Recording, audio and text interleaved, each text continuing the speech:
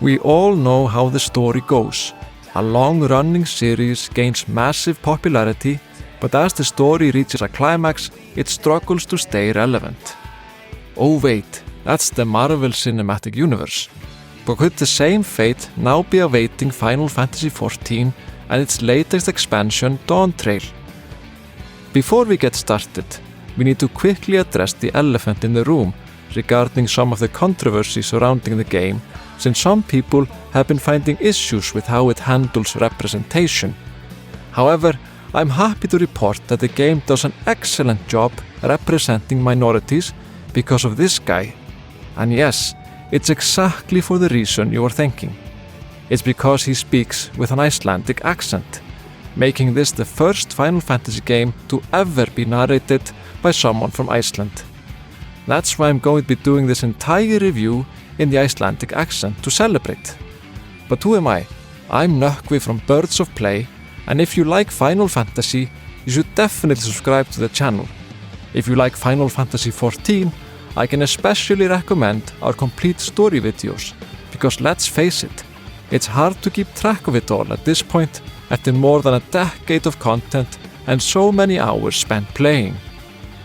In case you don't know, Dawntrail is the 5th expansion to Final Fantasy XIV. This time around, the setting is Tural, or the New World, and the game is set to be the beginning of a new overarching storyline for Final Fantasy XIV, laying the groundwork for the next decade. As the follow-up to Endwalker, which was a spectacular climax to the epic Hydaelyn and Zodiac saga, Dawntrail has some really big shoes to fill. But rather than trying to fill them, the developers seem to have opted for a more laid-back approach by offering players the opportunity to go on a little bit of a holiday. I must admit, I was a little bit skeptical about this approach, but once I started playing, it really did feel like a nice vacation, although it did rain a bit too much for my tastes. The story is about the adventurer helping Vuklamat, a native of Tural, during the rite of succession in her country as she works hard to become the next ruler of her nation. As such, the adventurer takes a sort of back seat in the story, by mostly being a supporting cast member. I've heard that some people don't like this approach very much, but for my part, I thought it was great in theory because the adventurer doesn't have a whole lot of personality as a mute character who is designed by the player. However, the theory starts to break down a little bit if the player doesn't like Vuklamat that much as a character. Personally, I did like Vuklamat to a certain extent, but it kind of made me wish Estinian would have gotten a similar treatment in Heavensward or the Crystal Exarch in Shadowbringers. Not that there was anything wrong with how the story was told in those games, but for better or worse, Dawntrail is the biggest character piece the series has seen so far, and I hope this approach doesn't end here just because Vuklamat struggles a bit to carry the game all the way through. That being said, I thought the first half of the game was excellent, and that Vuklamat played her part admirably. However, what really sold me on the whole fighting for the throne plot were some excellent new characters that made great use of the updated graphics. Well, except for this guy who looks like the result of an amateur character creation competition where players sent in their best designs from the character creator. Maybe that's a bit harsh, but compared to Vuklamat and the Mamulja, this generic-looking Mikote is giving some strong anime filler vibes. I guess I just wish his face was more unique and it didn't feel so over-designed. But speaking of filler vibes, even though the first half of the game is excellent, the second half is a bit more questionable for a number of reasons. Now, I'm not going to spoil anything, but I imagine that a lot of players will start to feel a bit conflicted after reaching that halfway point. Now, feeling conflicted can be a good thing, since it means you are thinking and possibly being challenged. But if I'm being critical, I think the second half of the game has a lot of issues.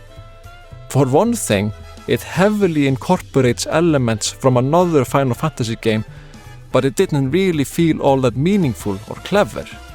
Sure, there were some moments that built on the Final Fantasy game in question, which is by the way my favorite Final Fantasy game, but for the most part they felt like an unnecessary bastardization of something I loved. If this is what the future of Final Fantasy XIV has in store, I hope they will find a better balance between paying homage to the older games while also offering something new. Now don't get me wrong, I did really enjoy the game, even though I'm still not completely sold on the direction the story seems to be taking. However, that can of course change once this storyline is expanded on in future expansions and patches. So generally, I'm quite positive towards Dawntrail as an expansion, and I think it's well worth it for Final Fantasy XIV players to continue playing even though the first story arc has concluded. That being said, if you're a new player, I think you should definitely not skip the Hydaelyn Zodiac saga just to get to the new stuff, since at the moment the new stuff doesn't really represent the best the game has to offer in terms of story, but maybe it will get there. I haven't mentioned the gameplay at all, and that is probably a testament to what I truly enjoy about Final Fantasy XIV, namely the story. That being said, the new dungeons and bosses were generally quite good, and the new mechanics felt simple enough to master without having to use a guide. This might make it easier for new players to jump straight into Dawntrail, so if you're not playing for the story, then that might be a nice fit for you. It just means that we can never be friends. I played this expansion as the new Viper class, and the Viper has now become my new DPS of choice, since it was a lot of fun to play once I got the hang of it. The music in the game didn't quite reach the same heights as other soundtracks in the series, but it was perfectly serviceable. All in all, Dawntrail was a trail I don't regret following to the end, and I'm excited to see the sun rise higher on this new chapter in the Final Fantasy XIV saga, even though there are currently some clouds in the sky and a good chance of rain. Thanks for watching this review, and don't forget to leave a comment telling us how you feel about Dawntrail or Final Fantasy XIV. You can also just tell us how you are enjoying your summer. Is there a lot of rain? If you need some good karma points to improve the weather, don't forget to subscribe to the channel so we can keep in touch. But until next time, caw-caw!